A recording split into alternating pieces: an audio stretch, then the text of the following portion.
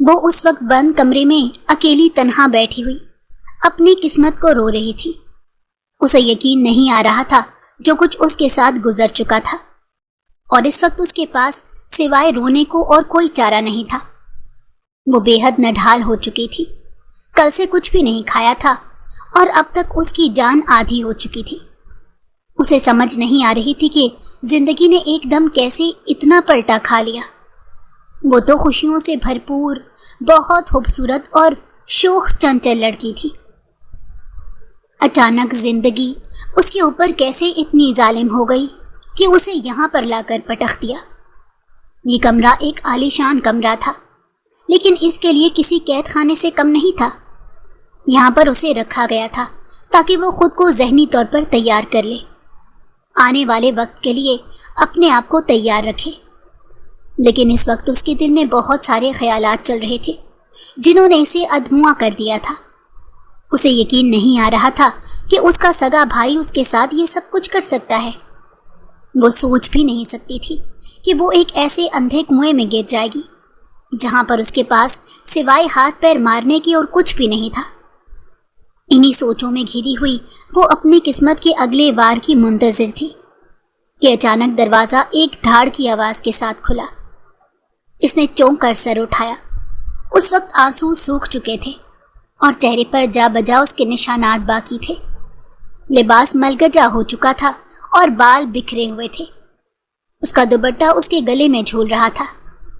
آنے والے کو دیکھ کر اس نے فوراً سب سے پہلے اپنے دوپٹے کو ٹھیک کیا۔ اس کی آنکھوں میں ایک دم خوف اتر آیا تھا۔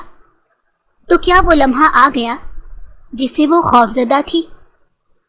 ایک دم اس کے دل میں یہ خیال سر اٹھایا اور خوف اس کی آنکھوں میں سرسرانے لگا۔ آنے والا بھی بڑی فرصت میں تھا۔ آہستہ آہستہ قدم اٹھاتا ہوا کاٹن کے کلف لگے لباس میں اس نے ایک ہاتھ میں سگریٹ تھام رکھا تھا اور گاہے بگاہے اس میں کش لگا رہا تھا۔ گھنی مونچھوں تلے لب گہری مسکراہٹ میں مبتلا تھے اور آنکھوں میں ایک جانچ لینے والی کشش تھی، جیسے وہ مقابل کے اندر اتر جانے کا فن جانتی ہیں۔ اس وقت ماریا کی حالت بری تھی، جبکہ سید حسنین شاہ اس وقت اس کی آنکھوں میں دیکھتے ہوئے عجیب سے انداز میں زیر لب مسکرا رہا تھا۔ وہ دیوار کے ساتھ ٹیک لگا کر کھڑی تھی۔ اپنے دونوں ہاتھ اس نے پیچھے باندھ رکھے تھے جیسے اسے کسی بات کا خطرہ ہو، اور اس وقت وہ اس انداز میں کھڑی تھی جیسے ابھی حکم ملے گا تو یہاں سے بھاگ نکلے گی۔ جبکہ سید حسنین اس کے قریب رکھی ایک کرسی پر بیٹھ گیا اور اسے بھی بیٹھنے کا اشارہ کیا۔ اس کے پاس اور کوئی چارہ نہیں تھا سوائے اس کی بات ماننے کے۔ وہ فوراً فرش پر ہی بیٹھ گئی۔ دیوار کے ساتھ ٹیک لگائے وہ اس وقت خود کو بے حد بے بس محسوس کر رہی تھی۔ اس نے اس کی آنکھوں میں دیکھنے سے بھی گریز کیا تھا، کہیں اس کی آنکھوں میں چھپے ہوئے خوف کو وہ پڑھ نہ لے اور اسے مزید خوفزدہ کرے۔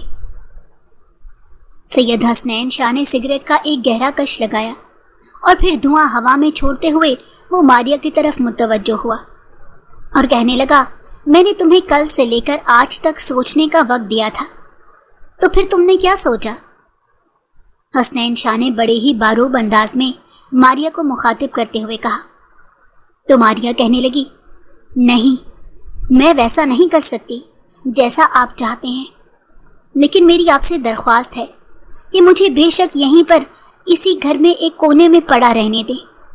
میں آپ کے گھر کے سارے کام کروں گی، آپ کی جوتیاں تک سیدھی کروں گی، لیکن میں ایسے نہیں کر سکتی، مجھے معاف کر دیں۔ ماریا نے روتے ہوئے اچانک اس کے آگے ہاتھ جوڑ دیے، جبکہ حسنین شاہ کے ماتھے پر چند بل نمودار ہوئے۔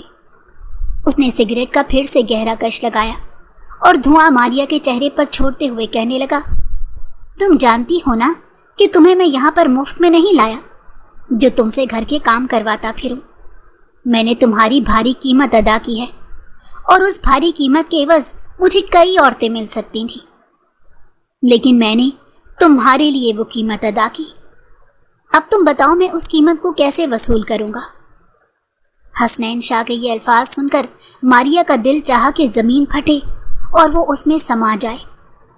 آج وہ کس موڑ پر آ کر کھڑی ہو گئی تھی کہ وہ ایک بکاؤ چیز بن کر رہ گئی تھی اور اس وقت اس کا خریدار اس کے سامنے بیٹھا ہوا اپنی مرضی چلانے کا سوچ رہا تھا، جبکہ ماریا ایسا ہرگز نہیں چاہتی تھی۔ اسے اپنی عزت سب سے پیاری تھی۔ اس نے آج تک کبھی کسی غیر کو نگاہ اٹھا کر نہیں دیکھا تھا۔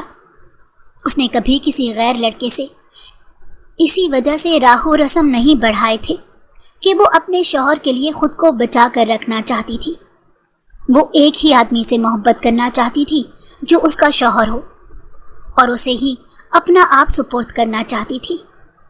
اور اب یہ جو سامنے بیٹھا ہوا شخص تھا، اس نے اسے خرید لیا تھا، جس کی بدولت اب اس کی حیثیت 2 کوڑی کی بھی نہیں رہ گئی تھی۔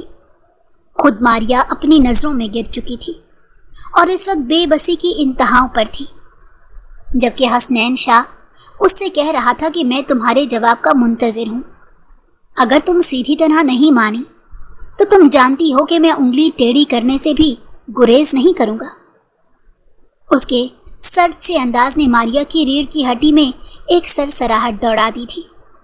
وہ بہت خوفزدہ ہو کر ایک دم تھوڑا سا پیچھے ہٹی اور کہنے لگی، نہیں نہیں، تمہیں خدا کا واسطہ ہے ایسا مت کرنا، میں تو جیتے جی مر جاؤں گی، مجھے چھوڑ دو، مجھے جانے دو یہاں سے، ورنہ اپنے گھر میں ایک ملازمہ کی حیثیت دے دو، میں اس کے علاوہ اور کچھ نہیں چاہتی۔ اس نے ایک بار پھر اس پتھر دل انسان کی منت کرنے کی کوشش کی جو اس وقت اس کا مالک بن کر بیٹھا ہوا تھا، جبکہ حسنین شاہ کے کانوں پر جون تک نہیں رینگی تھی، اور اس کے اوپر ماریا کی اس فریاد کا کوئی اثر نہیں ہوا۔ تاہم کچھ سوچ کر وہ کہنے لگا، چلو ایسا کرتے ہیں، تم ہر رات کے بدلے مجھ سے بھاری قیمت وصول کر لیا کرو، وہ معاوضہ میں تمہیں تمہاری خوشی کے لیے دوں گا اور وہ سب تمہارا ہوگا، چلو ڈیل کر لو۔ یہ کہتے ہوئے حسنین شاہ نے ماریا کے آگے اپنا مضبوط ہاتھ بڑھایا، جبکہ اس نے اس کے ہاتھ کو جھٹک دیا۔ حسنین شاہ کو ایک دم غصہ آ گیا۔ اس نے ایک دم ماریا کو اپنی طرف کھینچا اور پھر ماریا اس کی گرفت میں پھڑ پھڑانے لگی، اور اسی گھبراہٹ کے عالم میں اس کا ہاتھ ایک دم اٹھ گیا اور حسنین شاہ کے چہرے پر ایک زوردار نشان چھوڑتا چلا گیا، اور حسنین شاہ غصے میں پاگل ہو گیا۔ اس نے ماریا کو اپنی طرف کھینچا اور پھر ماریا کی چیخوں کی آوازیں اس ساری حویلی میں گونجنے لگیں۔ ماریا کا تعلق ایک متوسط طبقے سے تھا۔ وہ 2 ہی بہن بھائی تھے۔ اس کا بھائی اس سے بڑا تھا جس کی شادی ہو چکی تھی، جبکہ ماریا کے والد کا انتقال کچھ برس پہلے ہو چکا تھا۔ وہ جگر کے عارضے میں مبتلا تھے اور زندگی نے انہیں اتنی مہلت ہی نہیں دی تھی کہ وہ ماریا کا فرض اپنے ہاتھوں سے ادا کر سکتے۔ وہ ان سب کو سوگوار چھوڑ کر اپنے خالق حقیقی سے جا ملے تھے، جبکہ ماریا کی ماں ایک مکمل گھریلو خاتون تھی۔ ماریا کے بھائی دلاور کا اپنا کاروبار تھا۔ وہ اپنے کاروبار میں کافی خوشحال تھا۔ اس کا لیڈیز ریڈی میڈ سوٹ کا کام تھا، اسی وجہ سے خوشحالی تھی، اور گھر میں بھی اس خوشحالی کی وجہ سے ریل پیر نظر آتی تھی۔ بھائی نے کبھی گھر پر تنگی نہیں ہونے دی تھی، جبکہ بھابھی اکثر ایک بات پر چڑ جاتی تھی، لیکن بھائی انہیں بھی ڈانٹ کر رکھ دیتے تھے۔ ماریا کی امی کی دوائیاں اور اس کے علاوہ ماریا کے کالج کی فیس وغیرہ سب اس کے بھائی ہی ادا کرتے تھے۔ اسی لیے ماریا اپنے بھائی دلاور کی بہت زیادہ مشغول تھی، کیونکہ اس کے والد صاحب کے مرنے کے بعد دلاور نے اس کی پڑھائی نہیں چھڑوائی تھی، بلکہ والد صاحب کے مرنے کے 1 ہفتے بعد دلاور بھائی خاص طور پر اس کے کمرے میں آئے اور اس کے سر پر ہاتھ رکھ کر پیار دیا اور کہنے لگے، ماریا، آج کے بعد خود کو اکیلا مت سمجھنا، والد صاحب اگر اس دنیا سے رخصت ہو گئے ہیں تو تمہارا بڑا بھائی ابھی زندہ ہے، اور وہ تمہاری ہر ضرورت کو پورا کرنا جانتا ہے، اسی لیے کبھی بھی کسی چیز کی ضرورت ہو تو بلا جھجک میرے پاس آنا، میں اسے ضرور پورا کروں گا۔ دلاور بھائی کی بات سن کر ماریا کی آنکھوں میں آنسو آ گئے اور وہ بے اختیار بھائی کا ہاتھ تھام کر پھوٹ پھوٹ کر رو پڑی۔ اسے اپنے باپ کی یاد آئی تھی، اس کی شفقت کی یاد آئی تھی، اور اسے معلوم تھا کہ دلاور بھائی اپنی پوری کوشش کریں گے۔ دن اسی طرح گزر رہے تھے۔ ماریا نے اب کالج چھوڑ کر یونیورسٹی جوائن کر لی تھی اور یہاں پر طرح طرح کے لوگ اور طرح طرح کے رویوں سے اس کا واسطہ پڑا تھا۔ ماریا انگلش کے ڈپارٹمنٹ میں تھی اور وہیں پر تقریباً 2 مہینوں کے بعد ایک لڑکا ملتان سے مائیگریٹ ہو کر آیا تھا۔ وہ کسی گدی نشین گھرانے سے تعلق رکھتا تھا۔ اس کا رعب اور دبدبہ اتنا تھا کہ کلاس والے دوسرے لڑکے اسے ایک خاص اہمیت دیتے تھے۔ 1-2 دن میں ہی اپنی دولت اور جاہو جلال سے وہ پوری یونیورسٹی میں مشہور ہو گیا۔ سید حسنین شاہ اپنی ایک الگ ہی پہچان رکھتا تھا۔ اس کی ایک منفرد شخصیت تھی اور جہاں سے وہ گزرتا تھا لڑکیاں راستے میں دل دے کر بیٹھی ہوتی تھیں، جبکہ حسنین شاہ کسی کے اوپر بھی نظر نہیں ڈالتا تھا۔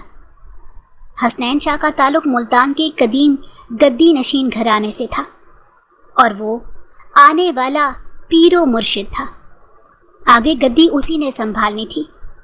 اب بھی اس کے والد صاحب گدی پر بیٹھتے تھے۔ حسنین شاہ اعلیٰ تعلیم کے حصول کے لیے یونیورسٹی میں آیا تھا، لیکن اصل بات تو یہ تھی کہ یہاں پر وہ طرح طرح کی لڑکیوں کو دیکھتا اور جب وہ ان کے محبت کے جال میں پھنس جاتی تو حسنین شاہ انہیں ان کی مرضی سے استعمال کر کے چھوڑ دیتا۔ وہ ایک ایسا لڑکا تھا جو خود سے کبھی لڑکیوں کی طرف نہیں بڑھتا تھا، بلکہ لڑکیاں اس کی طرف آتی تھیں اور وہ کبھی بھی ان لڑکیوں کو ایسے جانے نہیں دیتا تھا۔ یونیورسٹی میں بہت ساری لڑکیاں اس سے محبت کی دعوے دار تھیں، لیکن حسنین شاہ کسی کو بھی گھاس نہیں ڈالتا تھا۔ اس کے بارے میں مختلف باتیں گردش میں تھیں اور ہر لڑکی اس کے اوپر فدا تھی سوائے ایک لڑکی کے، اور وہ تھی ماریا۔ حالانکہ حسنین شاہ میں متاثر ہونے والے ہر گن تھے۔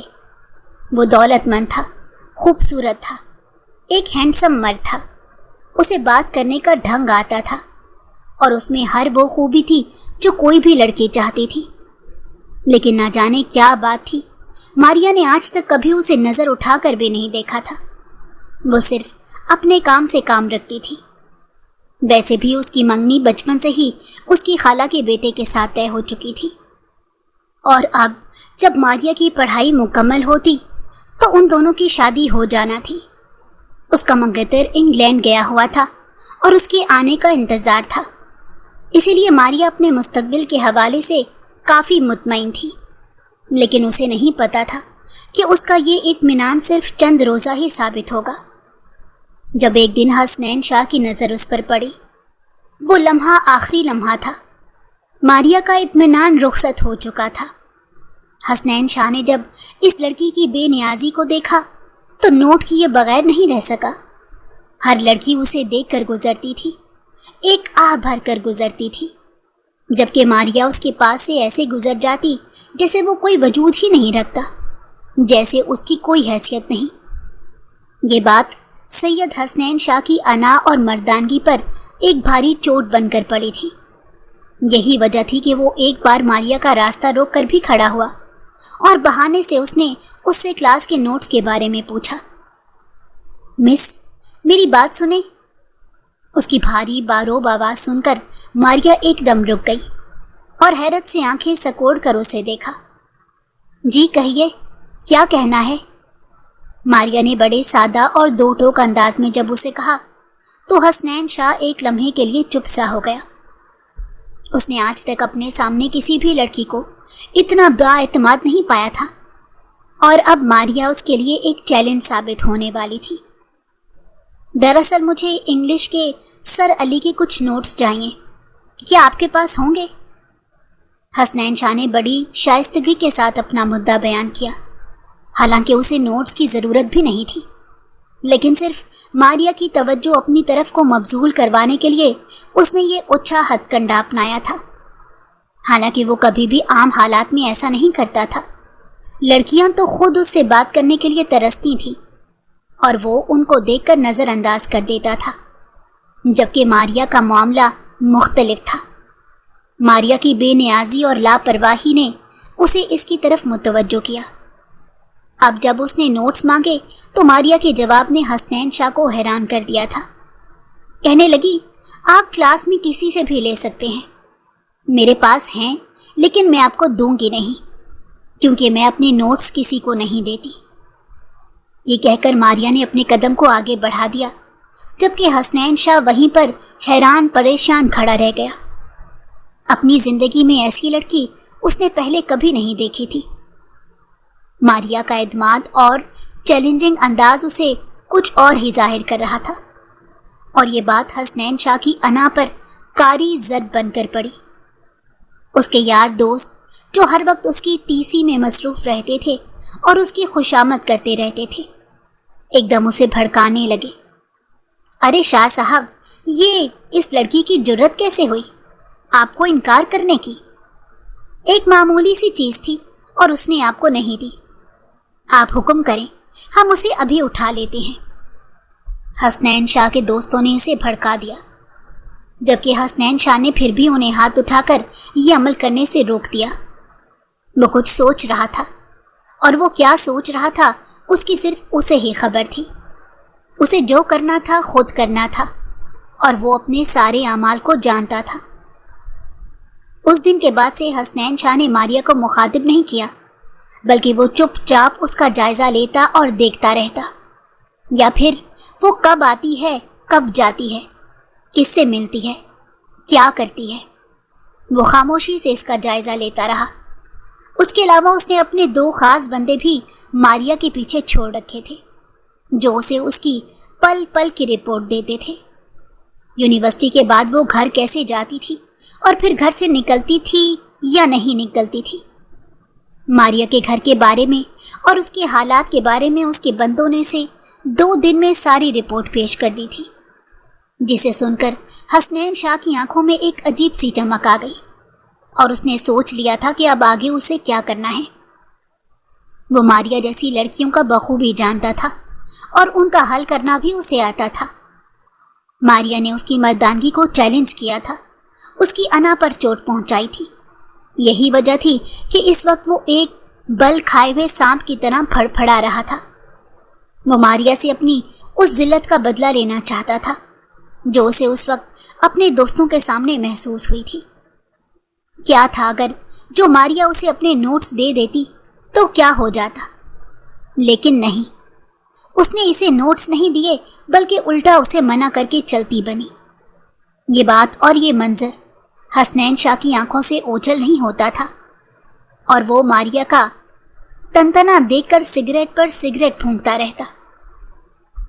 یوں تو ماریا خوبصورت تھی، عام لڑکیوں کی نسبت اس میں ایک وقار تھا، ایک الگ ہی چیز تھی جو اسے دوسری لڑکیوں سے ممتاز کرتی تھی۔ حسنین شاہ اس چیز کو محسوس تو کر پایا تھا، لیکن اسے اس بات کا اندازہ نہیں ہوا کہ آخر وہ چیز کیا تھی۔ ماریا کا حسن اسے اپنی طرف متوجہ کر رہا تھا۔ اس کے لمبے گھنے سیاہ بال اور بڑی بڑی آنکھیں ایک عجیب سی کشش کا حامل تھی، لیکن اس کے علاوہ بھی ماریا میں کچھ الگ محسوس ہوتا تھا جو حسنین شاہ نے دوسری لڑکیوں میں محسوس نہیں کیا تھا۔ یہی وجہ تھی کہ وہ کسی بھی طریقے سے ماریا کو حاصل کرنا چاہتا تھا، اور اب یہ اس کی ضد بن چکی تھی۔ حسنین شاہ کے بندوں کی رپورٹ کے مطابق جب اسے ماریا کے بھائی دلاور کے بارے میں علم ہوا تو اس نے سوچ لیا تھا کہ آگے اسے کیا کرنا ہے۔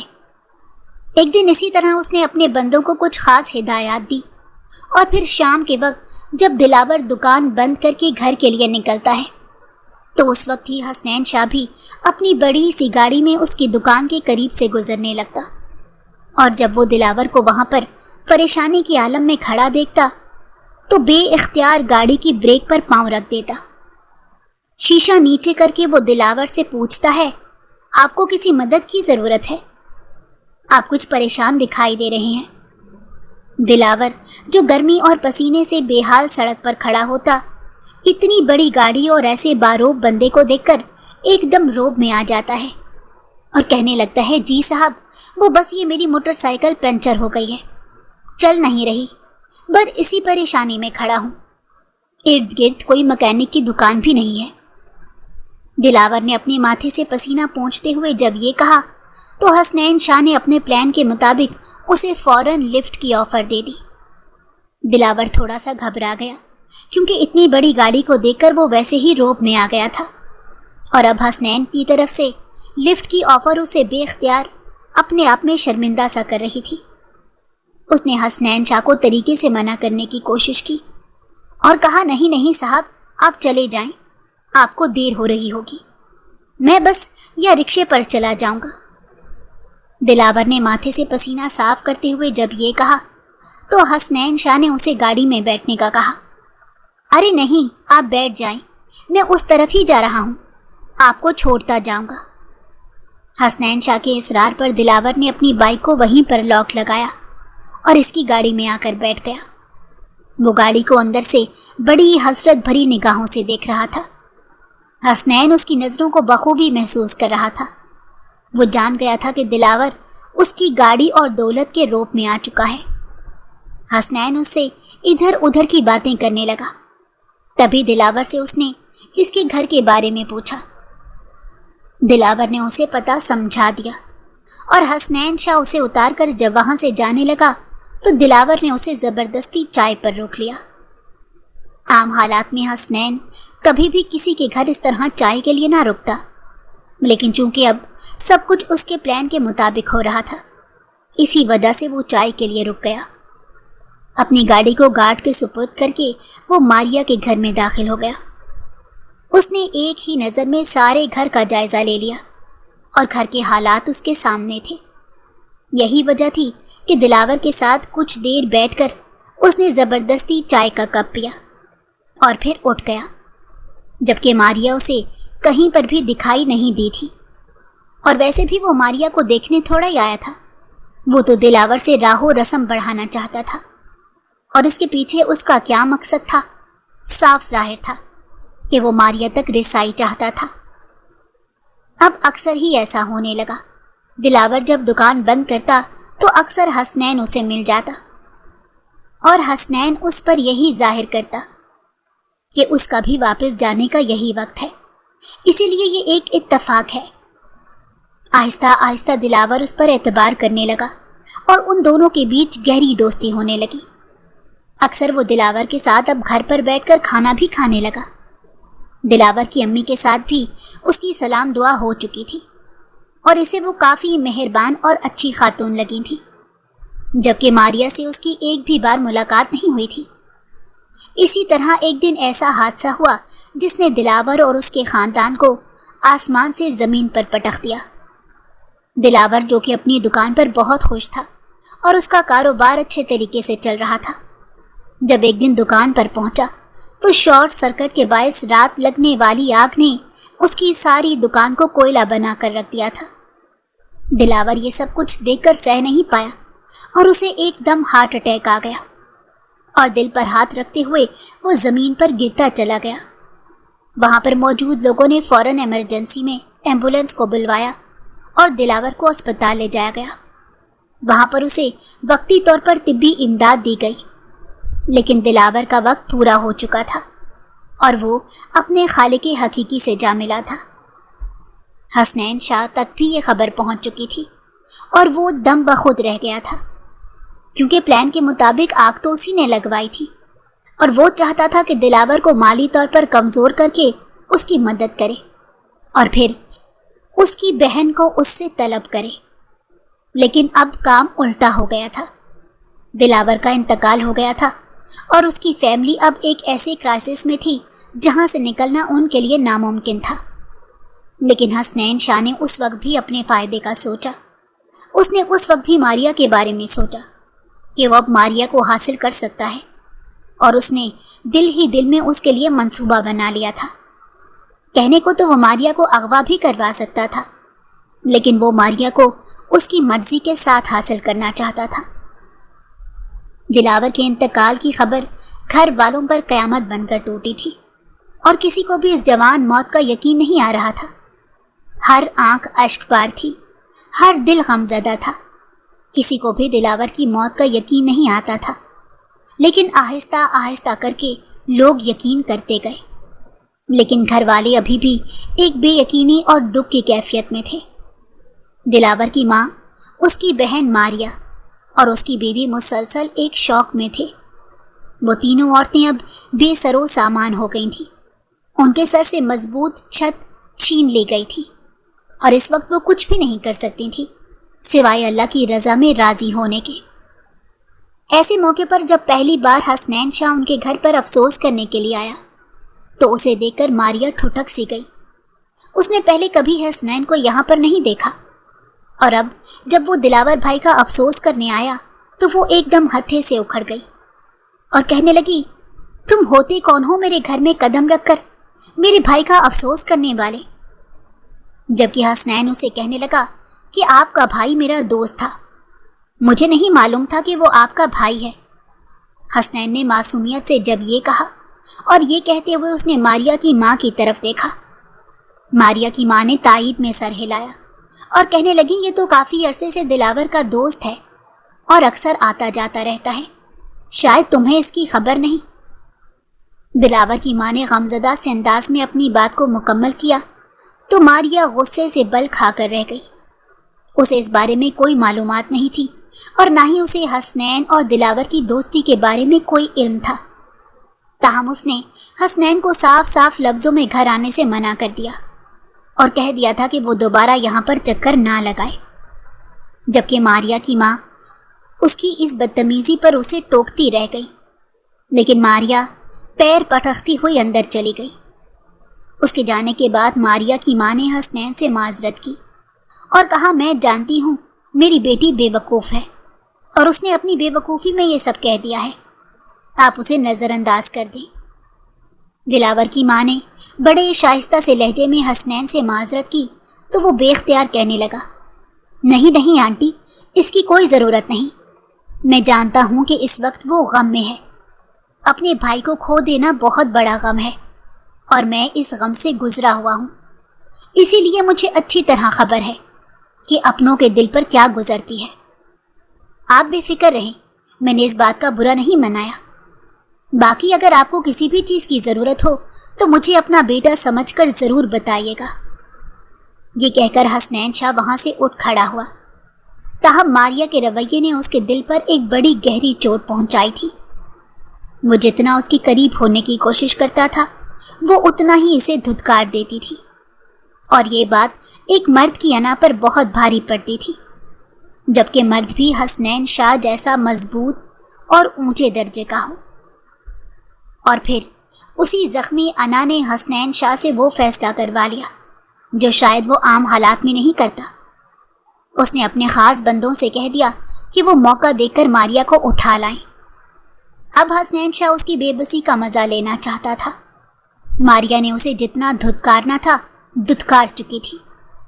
حسنین شاہ اب اسے اپنی مردانگی دکھانا چاہتا تھا۔ یہی وجہ تھی کہ اگلے ہی دن اس کے بندے نے ماریا کو اٹھا کر اس کے خاص فارم ہاؤس پر پہنچا دیا جو اس نے اسی طرح کی عیاشیوں کے لیے رکھا ہوا تھا۔ یہ فارم ہاؤس شہر سے تھوڑا باہر تھا اور یہاں پر کسی کی آمد و رفت بھی نہیں تھی، اسی لیے حسنین شاہ اس بات سے مکمل مطمئن تھا کہ کوئی بھی اس تک پہنچ نہیں سکے گا۔ اور اب رہی بات پولیس کی، تو پولیس کو تو وہ ویسے بھی سنبھال لیتا، اس کے باپ کا ایک فون بھی کافی تھا۔ حسنین شاہ کو جب ماریا کی موجودگی کا یقین ہو گیا تو اسی رات وہ فارم ہاؤس پہنچ گیا، اور ماریا نے جب اسے پہلی بار اپنی نگاہوں کے سامنے دیکھا تو حیرت اور شوق کے عالم میں دنگ رہ گئی تھی۔ اسے اپنی نظروں پر یقین نہیں آ رہا تھا کہ حسنین شاہ اتنی گھٹیا حرکت کرے گا۔ وہ ایک دم سے اسے دیکھ کر غصے سے اٹھی اور اس کی طرف پل بڑھی۔ وہ اس کے سینے پر مکے مارنے لگی، زور زور سے ہاتھ مارنے لگی۔ حسنین شاہ نے اس کی دونوں کلائیوں کو مضبوطی سے تھام لیا اور ایک دم کھینچ کر اسے اپنے قریب کیا۔ ماریا کو اب کچھ غلط ہو جانے کا احساس ہوا تھا۔ وہ بدک کر پیچھے ہٹنے لگی، لیکن حسنین شاہ کی مضبوط گرفت اسے پیچھے ہٹنے نہیں دے رہی تھی۔ وہ بار بار اپنا چہرہ پیچھے کر رہی تھی، جبکہ حسنین شاہ اپنے چہرے کو اس کی گردن کے قریب لا کر اس کے بدن کی خوشبو کو محسوس کر رہا تھا۔ یہ بات ماریا کو بہت بری لگی۔ وہ پیچھے ہٹنے والی تھی اور اسے کہنے لگی، خبردار، جو تم نے مجھے ہاتھ بھی لگانے کی کوشش کی تو مجھ سے برا کوئی نہیں ہوگا، تم جانتے نہیں میں کیا کر گزروں گی۔ ماریا نے کسی ہاری ہوئی ناگن کی طرح بل کھاتے ہوئے جب حسنین شاہ سے یہ کہا تو وہ ایک کہکہا لگا کر ہنس دیا اور کہنے لگا، رسی جل گئی لیکن بل نہیں گیا۔ میں کب تک تمہارے نخرے برداشت کرتا، کب تک تمہاری دھتکار کو برداشت کرتا؟ میں بھی انسان ہوں، ایک مرد ہوں، لیکن تم نے میری مردانگی کو چیلنج کیا تھا۔ اب مجھے بتاؤ، تم میرے قبضے میں ہو اور میں جو چاہوں تم سے کر سکتا ہوں، لیکن نہیں، میں تمہیں 24 گھنٹے کا وقت دے دیتا ہوں، تب تک تم سوچ لو، میں تمہیں زبردستی حاصل کر لوں یا تم اپنی خوشی سے میرے قریب آؤ گی۔ حسنین شاہ یہ کہہ کر ایک جھٹکے سے اس کی کلائی چھوڑتا ہوا باہر نکل گیا، جبکہ ماریا شدید بے بسی اور اضطراب کے عالم میں وہیں کھڑی کی کھڑی رہ گئی۔ اسے یقین نہیں آ رہا تھا کہ اس کے ساتھ یہ سب کیا ہو رہا ہے۔ اسے رہ رہ کر اپنے مرے ہوئے بھائی دلاور پر غصہ آ رہا تھا، جس کی بدولت حسنین شاہ کی گھر تک رسائی ممکن ہو گئی تھی۔ وہ اس عالی شان کمرے میں بیٹھی ہوئی تھی، لیکن یہ کمرہ اسے خاص متاثر نہیں کر رہا تھا۔ وہ آنے والے لمحوں سے خوفزدہ تھی، لیکن ساتھ ہی ساتھ حکمت عملی بھی سوچ رہی تھی کہ آخر کس طرح سے یہاں سے نکلا جائے۔ ماریا کو تو امید ہی نہیں تھی کہ آج اس کے ساتھ یہ سب کچھ ہو جائے گا۔ وہ تو گھر سے کچھ سامان لینے کے لیے نکلی تھی۔ امی اکیلی گھر سے نکلتی نہیں تھی کیونکہ ان کی طبیعت کہیں پر بھی خراب ہو جاتی، جبکہ بھابھی ویسے ہی عدت میں تھی، اسی لیے ماریا کو اکیلے ہی نکل کر مارکیٹ سے سامان لانا پڑتا۔ آج بھی وہ جب کچھ ضروری چیزیں لینے کے لیے مارکیٹ میں آئی تھی اور جیسے ہی سڑک پار کرنے لگی تو ایک گاڑی نے آ کر اس کے قریب زوردار بریک لگائی۔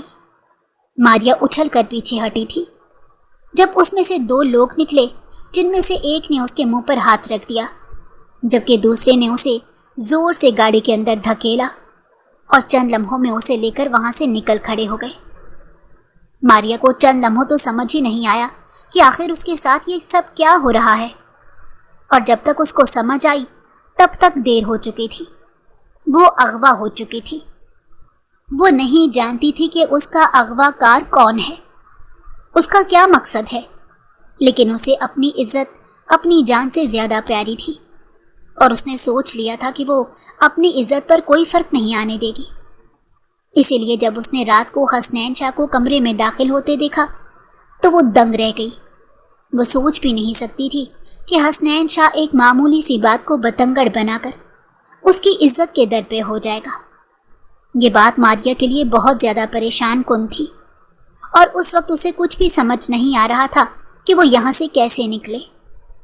اس کمرے میں کوئی کھڑکی نہیں تھی، کوئی شیشہ نہیں تھا، ایسا کچھ بھی نہیں تھا جس سے ماریا خودکشی کر لیتی یا یہاں سے نکل کر فرار حاصل کر لیتی۔ اسی لیے وہ نڈھال سی بستر پر بیٹھی رہی۔ ساری رات اسی طرح بیٹھے بیٹھے گزر گئی۔ اسے نیند آ بھی کیسے سکتی تھی؟ پریشانی سے اس کا برا حال تھا۔ ماں اور بھابھی کا خیال ہر خیال پر حاوی تھا۔ ماں تو بہت پریشان ہوگی، آخر انہیں کیسے اپنی خیریت کی اطلاع دوں؟ ماریا کے دل میں بار بار یہ خیال آ رہا تھا، جبکہ وہ نہیں جانتی تھی کہ حسنین شاہ تو آج بھی اس کے گھر گیا تھا، لیکن ماں نے اس سے اپنی پریشانی کا ذکر نہیں کیا، کیونکہ وہ کسی اجنبی کے سامنے ایسی بات نہیں کر سکتی تھی۔ حالانکہ حسنین نے ان سے 1-2 بار پوچھا بھی کہ آپ کچھ پریشان لگ رہی ہیں، کیا بات ہے؟ جبکہ دلاور کی امی نے یہی کہا، نہیں بیٹا، بس دلاور کے جانے کے بعد ایک مستقل پریشانی لگ چکی ہے، اور اسی وجہ سے ایک پل کو بھی سکون نہیں، لیکن اب وقت گزرنے کے ساتھ ساتھ صبر آ ہی جائے گا۔ ماریا کی امی نے یہ کہہ کر بات ختم کر دی تھی۔ حسنین، جو ان سے ماریا کی گمشدگی کے بارے میں اگلوانا چاہتا تھا، اپنا سا منہ لے کر بیٹھ گیا، اور اب یہاں پر ماریا اپنی ماں کی فکر میں ہی مبتلا تھی۔ لیکن ساری رات گزر جانے کے بعد اگلا دن بھی گزر گیا، اور اسے کچھ سمجھ نہیں آ رہی تھی کہ وہ کیا کرے۔ اور جب دوبارہ حسنین شاہ اس کے پاس اپنا مدعا لے کر آئے تو اس نے اس کی منتیں کر لی، اس کے آگے ہاتھ جوڑے، روئی گڑ گڑائی، لیکن حسنین شاہ کے اوپر کوئی فرق نہیں پڑا۔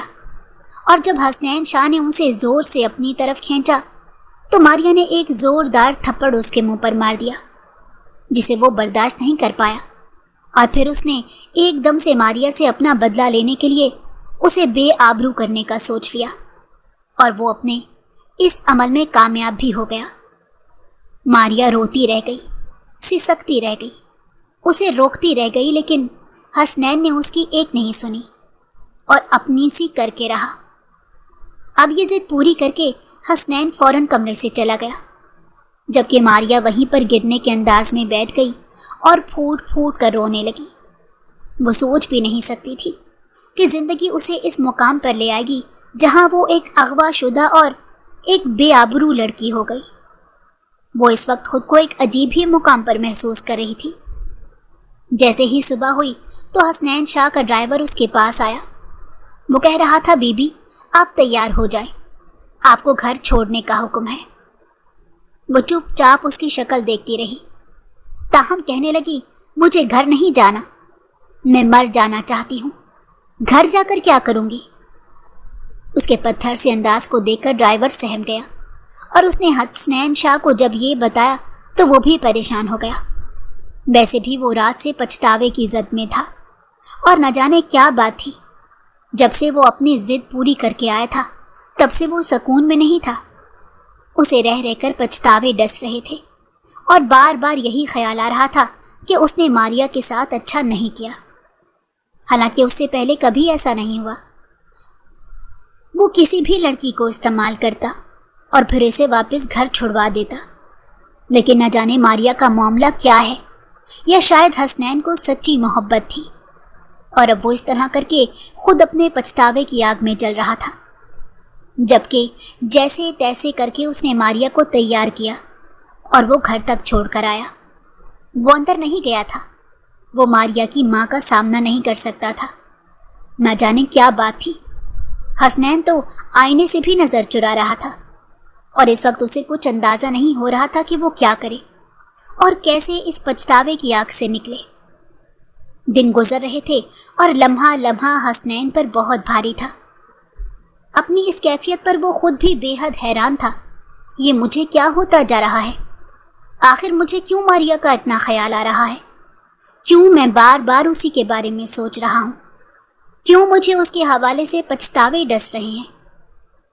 حسنین بار بار خود سے سوال کرتا اور سگریٹ پر سگریٹ پھونکتا رہتا۔ اس دن کے بعد سے وہ جیسے گم سم سا ہو کر رہ گیا تھا۔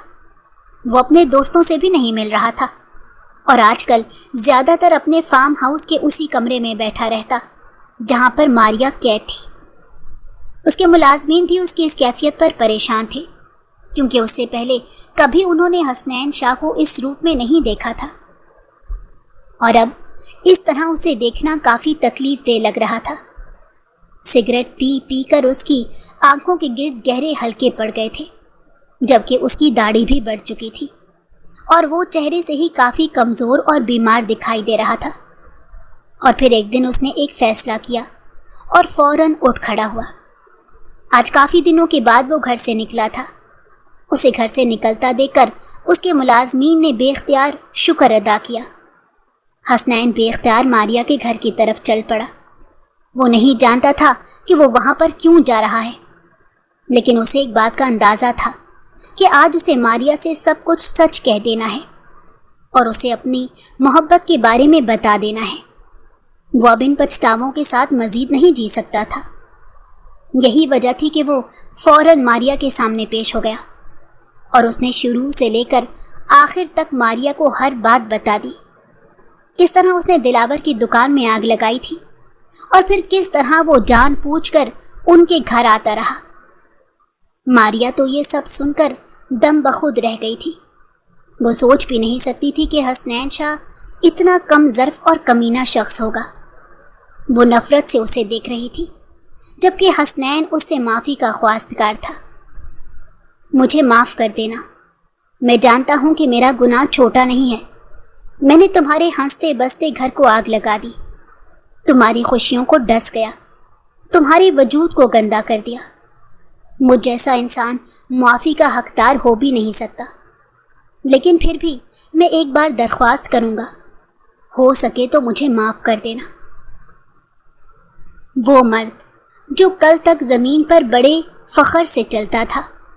آج محبت کی ایک آنچ نے اسے پگھلا کر رکھ دیا تھا، اور اس وقت وہ موم بنا اس عورت کے سامنے ہاتھ جوڑے کھڑا تھا جسے وہ کل تک اپنے پیروں کے نیچے مسل دینا چاہتا تھا، جبکہ ماریا نفرت سے اسے دیکھ رہی تھی اور کہنے لگی، تم سوچنا بھی مت کہ میں تمہیں کبھی معاف کروں گی۔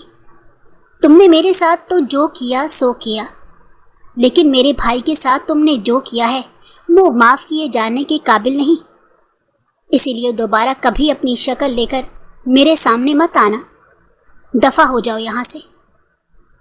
ماریا نے یہ کہہ کر اسے غصے سے وہاں سے نکال دیا، جبکہ حسنین جانتا تھا کہ اب اس کی زندگی میں سکون کا ایک لمحہ بھی نہیں ہوگا، لیکن پھر بھی وہ سوچ رہا تھا کہ وہ روز ماریا سے معافی مانگے گا، کیا پتہ کبھی اس کا دل پگھل جائے اور وہ اسے معاف کر دے، کیا پتہ کبھی ماریا کو اس پر رحم آ جائے اور وہ اس کی زندگی میں شامل ہو جائے۔ حسنین اسی امید کے سہارے اپنی باقی کی زندگی گزار رہا تھا۔